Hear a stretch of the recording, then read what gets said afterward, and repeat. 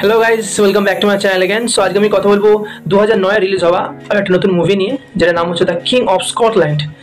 So যেটা director হচ্ছে Kevin McDonald এবং এটা আইএমডিবি রেটিং সেটা হচ্ছে 7.6 আউট অফ 10 এবং এই মুভিটা বানাতে প্রায় খরচা হয়েছিল 6 মিলিয়ন।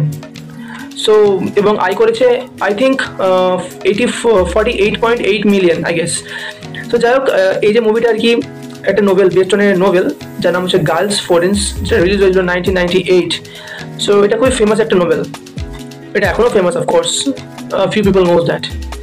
সো এখানে এবার মেন স্টোরিটার দিকে যাওয়া যাক। সো এখানে নিকোলাস গ্যারিগন নামে একটা কাল্পনিক চিকিৎসক আর কি, ফ্রম ইউগান্ডা।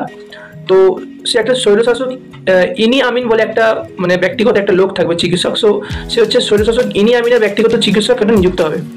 সো তখনকার দিনের মানে সেই সময় ইনি Amin he's a big guy. So সে মানে ইনি আমিনের চিকিৎসক হিসেবে নিয়োগ হবে। তো বেসিক্যালি এখানে আমিন এর ঘটনা বলে আলোচিত করা হয়েছে। তো একজন সাংবাদিক সংবাদ হওয়ার সময় যাচাই করতে চেয়েছিলেন এবং সেই সময় আমিন নিজেকে স্কটল্যান্ডের রাজা বলে উপাধি দিয়েছিলেন, যে আমি the king of Scotland. So সেইখান থেকেই মুভিটার নাম বেসিক্যালি এসছে the king of Scotland. So এটাই ছিল মানে মেন যে সারাংশ মুভিটার, মেন স্টোরি। সো যদি আমার ভিডিওটা ভালো লেগে থাকে, please do like, share, comment and subscribe. Thank you guys.